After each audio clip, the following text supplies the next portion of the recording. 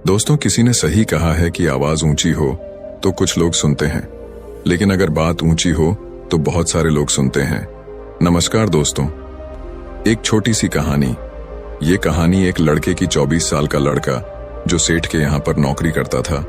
उसके माँ बाप इस दुनिया में नहीं थे। जिंदगी बड़ी परेशानी में चल रही थी। वो जाता था, रोजाना पैसे कमा करके घर आता था, खाना बनाता था, खाता था, सो जाता था। एक दिन उसने देखा कि एक बूढ़ा फकीर अपनी पीठ पर 3 ठेले लेके एक शहर से दूसरे शहर की ओर जा रहा था। वह काफी बूढ़े भी थे और काफी देर से वह यूं ही सफर कर रहे थे और आखिरकार कुछ दूर और सफर करने के बाद वह चलते चलते थक कर एक पेड़ के नीचे बैठ गए। तभी उनकी नजर एक नौजवान युवक पर पड़ी जो उसी रास्ते से जा रहा था और वह भी उसी दिशा में जा रहा था जिस दिशा में उन बूढ़े फकीर को जाना था। तभी वह लड़का उन बूढ़े फकीर के पास से होकर गुजरा। इस पर वह फकीर उस लड़के से कहते हैं, सुनो बेटा, क्या तुम मेरी थोड़ी सी मदद कर सकते हो? ये ठेला बहुत भारी है और मैं बूढ़ा हो चुका हूं। मैं ज्यादा समय तक इनका बोझ नहीं उठा सकता और मैं बहुत थक भी चुका हूं। तो क्यों ना तुम मेरे एक ठेले को ले लो और मुझे उस दूसरे गांव तक पहुंचा दो। इसके बदले में मैं तुम्हें 3 स्वर्ण मुद्राएं दूंगा। वह लड़का उन फकीर की सारी बातें सुनता है और उन फकीर से कहता है, कोई बात नहीं बाबा, मैं आपकी मदद करने के लिए तैयार हूं। कहिए आपको कहां जाना है? ऐसा कहकर उस लड़के ने उन फकीर का एक ठेला उठा लिया और अपने कंधे पर ले लिया। तभी उस जवान लड़के को यह एहसास हुआ कि यह ठेला तो सचमुच बहुत भारी है।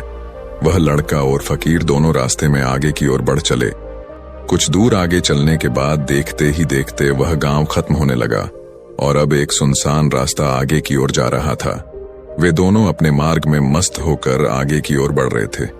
जब भीड़ से पूरी तरह से अलग हो गए तो वह लड़का उन फकीर से कहता है, बाबा, इस ठेले में आखिर ऐसा क्या रखा है जो ये ठेला इतनी वजन है? इस पर वह फकीर आदमी उस लड़के को जवाब देते हुए कहते हैं, कुछ नहीं बेटा, बस इसमें तांबे के कुछ सिक्के भरे हुए हैं, इसी कारण ये ठेले में बहुत वजन है। उन फकीर की यह बात सुनकर वह लड़का मन ही मन सोचने लगा, लगता है ये बाबा जरूर कोई व्यापारी है, तभी तो इतने सारे तांबे के सिक्के लेकर चल रहे हैं। और फिर तभी उसके मन में एक ख्याल आया कि मुझे क्या करना है। मुझे तो खाली यह ठेला दूसरे गांव तक पहुंचा है, बस इतना ही। जैसे ही उसके मन में यह ख्याल आया, उसने तांबे के सिक्कों का वह ख्याल मन से निकाल दिया और अपनी धुन में मस्त होकर वह आगे की ओर चलने लगा। चलते चलते कुछ और समय बीता और वे दोनों एक नदी के किनारे जा पहुंचे। वह लड़का हट्टा कट्टा था और काफी चुस्त और तंदुरुस्त भी था, इसलिए वह बिना सोचे समझे उस नदी में उतर जाता है। किंतु वह फकीर अब भी किनारे पर ही खड़े थे। इस पर वह लड़का उन फकीर से कहता है, क्या हुआ बाबा, चलिए आइए, हमें यह नदी पार करनी होगी, तभी तो हम उस गांव तक पहुंच पाएंगे। इस पर वह फकीर उस लड़के से कहते हैं, मैं जानता हूं बेटा कि हमें यह नदी पार करनी ही होगी, लेकिन जैसा कि तुम जानते हो मैं अब बूढ़ा हो चुका हूं और 2-2 ठेले लेकर मैं यह नदी पार नहीं कर सकता। कहीं मेरा पांव फिसल गया तो क्या होगा? क्या तुम मेरी एक और गठरी ले सकते हो? मैं तुम्हें इसके बदले भी 3 स्वर्ण मुद्राएं दूंगा। इस पर वह लड़का मुस्कुराते हुए उन फकीर से कहता है, बाबा, आप मुझे शर्मिंदा कर रहे हैं। यदि आप मुझे स्वर्ण मुद्राएं ना भी दें तो भी मैं आपका कार्य अवश्य करूंगा। मैं आपको उस दूसरे गांव तक जरूर पहुंचाऊंगा। इस पर वो फकीर मुस्कुराते हुए उस लड़के से कहते हैं, बेटा, तुम तो बड़े ही भले इंसान लगते हो। इतना कहकर उन्होंने वह दूसरी गठरी भी उस लड़के को थमा दी। उस लड़के ने जब वह दूसरी गठरी अपने कंधे पर रखी तो वह गठरी भी उसे बहुत ज्यादा भारी लगी, लेकिन उसने वहां पर कुछ नहीं कहा। जैसे तैसे उन दोनों ने नदी पार की। नदी पार करने के बाद बातों बातों में ही उस लड़के ने उन फकीर से कहा, बाबा, आखिर इस दूसरी गठरी में क्या है? ये गठरी भी बहुत वजन है। इस पर वह फकीर उस लड़के को जवाब देते हुए कहते हैं, बेटा, इसमें चांदी के सिक्के हैं, इसी कारण यह गठरी भी बहुत वजन है। उन फकीर की यह सारी बातें सुनकर अब उस लड़के का दिमाग तेजी से काम करने लगा था। वह यह सोच रहा था कि एक ठेले में तांबे के सिक्के हैं और दूसरी में चांदी के। ऐसा प्रतीत होता है मानो यह फकीर बाबा कहीं दूर से आ रहे हैं और उन्होंने अपनी सारी जमीन जायदाद बेचकर ये सारे सिक्के इकट्ठे किए हैं। तभी तो वह इतना धन लेकर चल रहे हैं, लेकिन वह लड़का उन फकीर से कुछ नहीं कहता और वे दोनों चुपचाप मार्ग में आगे की ओर बढ़ते चले जाते हैं। कुछ दूर आगे बढ़ने के बाद एक बार फिर एक सुनसान राह आती है। उस सुनसान रास्ते को देखते ही उस लड़के के मन में तरह तरह के विचार उत्पन्न होने लगे।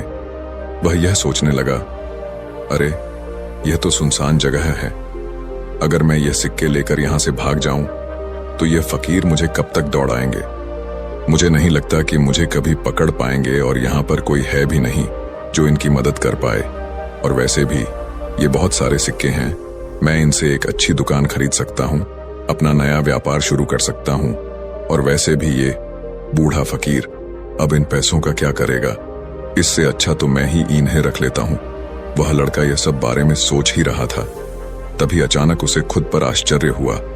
अरे मैं यह क्या सोच रहा हूँ, ये फकीर बाबा न जाने कहां से आ रहे हैं और क्या खोज करके इन्होंने इतने सारे पैसे इकट्ठा किए होंगे। मुझे इनका फायदा नहीं उठाना चाहिए। नहीं नहीं, मुझे ऐसा नहीं करना चाहिए।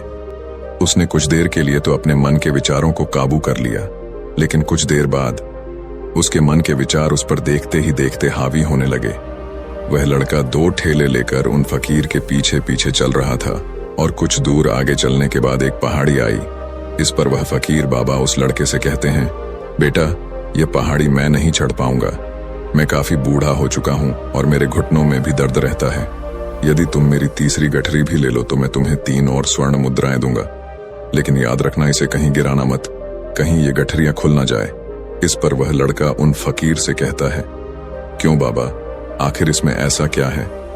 इस पर वह फकीर उस लड़के से कहते हैं, बेटा इसमें स्वर्ण मुद्राएं हैं।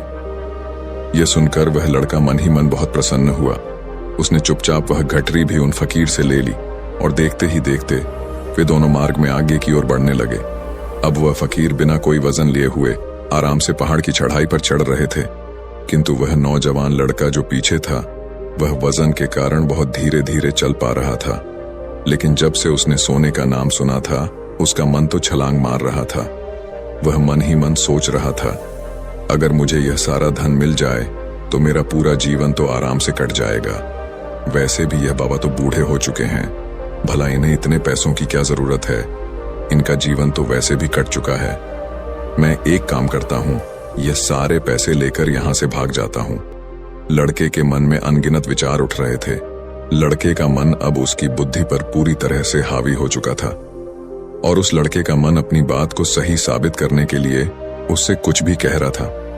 और तभी उस लड़के के मन में एक और विचार उत्पन्न हुआ और अब की बार वह लड़का यह सोच रहा था, लगता है यह फकीर बाबा कोई चोर है, वरना इनके पास इतनी सारे स्वर्ण मुद्राएं कहां से आएंगे।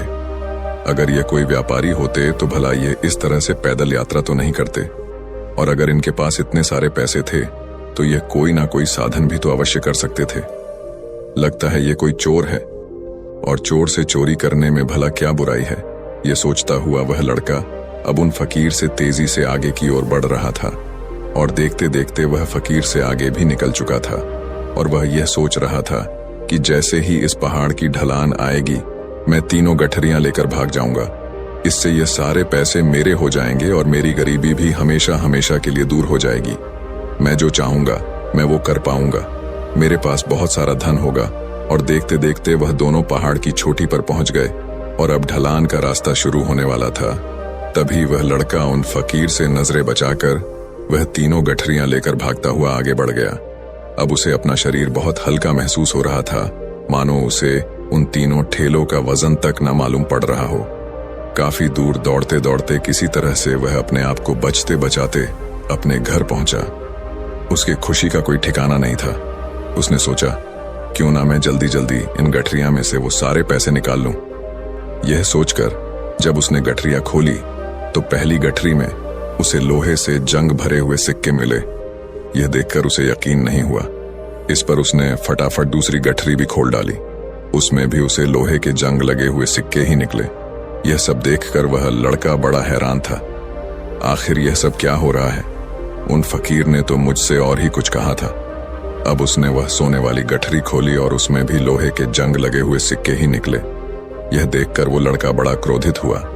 उसने सोचा, उन फकीर ने मुझसे झूठ क्यों कहा? उन्होंने मुझसे ऐसा क्यों कहा कि एक में तांबे के सिक्के हैं, एक में चांदी के और तीसरे में स्वर्ण मुद्राएं हैं? वह यह सब सोच ही रहा था कि तभी उसकी नजर उस थैले में पड़े एक पत्र पर पड़ी। उसने वह पत्र उठाया और उस पत्र में लिखा था, यह पूरा नाटक ईमानदार व्यक्ति की खोज करने के लिए रचा गया है और मैं इस राज्य का राजा हूँ।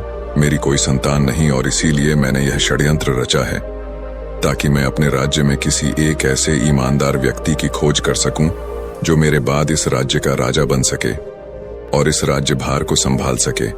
और इस राज्य का भार वही संभाल सकता है जो पूरी तरह से ईमानदार हो, जिसके मन में किसी प्रकार का कोई लालच ना हो। इतना पढ़ते ही वह लड़का जोर जोर से चिल्लाने लगा। वह सर पकड़कर बैठ गया। वो यह जानता था कि यदि वह अपने मन के विचारों पर काबू कर लेता तो उसका जीवन संवर सकता है, लेकिन वह अपने मन के विचारों पर काबू नहीं कर पाया। दोस्तों, महात्मा बुद्ध कहते हैं कि मन ही सब कुछ है। आप जो सोचते हैं वही बनते हैं। इसलिए आपका सबसे बड़ा दुश्मन भी आपको उतना नुकसान नहीं पहुंचा सकता जितना कि आपके मन के यह अनियंत्रित विचार पहुंचा सकते हैं। महात्मा बुद्ध कहते हैं, अपने भीतर ध्यान से देखो। हमारे भीतर जो विचार चल रहे हैं वही विचार शब्द बनते हैं और शब्द कर्म के रूप में प्रकट होते हैं। बार बार दोहराने पर कर्म बर्ताव में बदलता है और धीरे धीरे समय के साथ बर्ताव चरित्र में परिवर्तित हो जाता है और यही चरित्र हमारे भाग्य का निर्माण भी करता है। इसलिए हमें हमेशा अपने विचारों के प्रति सजग होना बहुत आवश्यक है। हमें जागरूक होना बहुत आवश्यक है। हमें यह जानना जरूरी है कि हमारे मन में किस प्रकार के विचार आ रहे हैं। आगे महात्मा बुद्ध कहते हैं कि कमजोरी हमेशा छोटे विचार से शुरू होती है। यह एक बीज के रूप में होती है और यदि इस बीज को नष्ट न किया जाए तो यह छोटा सा विचार बहुत जल्द ही एक विशाल वृक्ष का रूप ले लेता है और हमारी बुद्धि की सोचने और समझने की क्षमता को पूरी तरह से नष्ट कर देता है। जिस प्रकार आपने इस कहानी में देखा किस प्रकार उस जवान लड़के का मन उस पर हावी हो चुका था और उसकी सही और गलत सोचने की क्षमता पूरी तरह से नष्ट हो चुकी थी, जिस कारण वह यह समझ नहीं पाया कि उसे क्या करना चाहिए और उसके लालच ने उसके भीतर इतनी ऊर्जा भर दी कि वह तीनों ठेले उठाकर इतनी तेजी से वहां से भागता आगे भी बढ़ गया। इसीलिए जब आपके मन में पहली बार कोई गलत विचार उत्पन्न हो तभी उसे जड़ से उखाड़ देना चाहिए, अन्यथा वह विशाल वृक्ष का रूप लेगा और आपको किसी न किसी गलत राह पर वह ढकेल ही देगा। आप चाहकर भी उसे रोक नहीं पाएंगे। लेकिन अब आपके मन में यह प्रश्न उठ रहा होगा कि हम भला अपने मन के विचारों को कैसे नियंत्रित करें। हमारा मन तो इतना चंचल है, वह इतना शक्तिशाली है कि वह हम पर हावी हो ही जाता है। हम चाहकर भी उस पर नियंत्रण नहीं कर पाते। इसका जवाब में महात्मा बुद्ध हमें दो बातें समझाते हैं। पहली बात, सही इरादा विकसित करो। कई बार आपने देखा होगा कि आपके मन में कुछ और होता है किंतु आप कहते कुछ और है, क्योंकि आपके मन के भीतर जो कुछ बसा है वही आपके मुख से बाहर भी निकल रहा है। लेकिन जब हमसे वह गलती हो जाती है तो उसके बाद हमारा मस्तिष्क अच्छी तरह से काम करना शुरू कर देता है। हमारे सोचने और समझने की क्षमता एक बार फिर से जागृत हो जाती है और ऐसी अवस्था में हमें यह एहसास होता है कि हमसे गलती हो गई है और फिर हमारा मन दुखी हो जाता है। हमारा मन अफसोस से भर जाता है और इस भारीपन और दुख से बचने के लिए महात्मा बुद्ध हमें सही इरादा विकसित करने के लिए कहते हैं। इसके लिए जब भी आप कोई कार्य करने जा रहे हो तो सबसे पहले आपको यह खुद से पूछना चाहिए कि जो कुछ भी मैं करने जा रहा हूँ इसके पीछे मेरा इरादा क्या है। क्या मैं दूसरों को दुख पहुंचाना चाहता हूँ या दूसरों को नीचा दिखाने जा रहा हूँ या मुझे खुद को ऊपर उठाना है। खुद से सवाल कीजिए, खुद को जागृत कीजिए। जब आप इरादों के प्रति सचेत होने लगेंगे, जब आप विचारों के प्रति सजग होने लगेंगे, तभी आपके भीतर सकारात्मक ऊर्जा का प्रवाह होगा। तभी आप सकारात्मक इरादों से जुड़ने लगेंगे और आपके मन के भीतर बसी हुई वह नकारात्मक ऊर्जा और नकारात्मक इरादे दिन ब दिन कम होने लगेंगे। परंतु याद रहे, आपको यह हर रोज करना होगा और आपको यह हमेशा ध्यान रखना होगा कि आपको केवल अच्छा सोचना है। आपके इरादे हमेशा अच्छे होने चाहिए, तभी आप दुख और तकलीफों से बच सकते हैं। अन्यथा आप इसी तरह से दुख और तकलीफों में घिरे ही रहेंगे और आप कभी इससे निकल नहीं पाएंगे। दूसरी बात, मन के प्रति सजगता विकसित करो, जिससे आपका मन देखते देखते शांत होगा और आपके मन के भीतर बसी हुई वह नकारात्मक ऊर्जा, नकारात्मक विचार खत्म होने लगेंगे और आप शांति की ओर आगे बढ़ेंगे। और आपको इसके लिए बस इतना ही करना है कि इस पल में जो कुछ भी हो रहा है, आपकी आंखों के सामने आपके भीतर जो कुछ भी जैसा भी चल रहा है, बस उसे देखते रहना है। अपने मन के अच्छे बुरे विचार, अपनी भावनाएं और अपनी यादों पर बिना प्रतिक्रिया दिए उन्हें केवल देखते रहना है, जिससे आपके मन के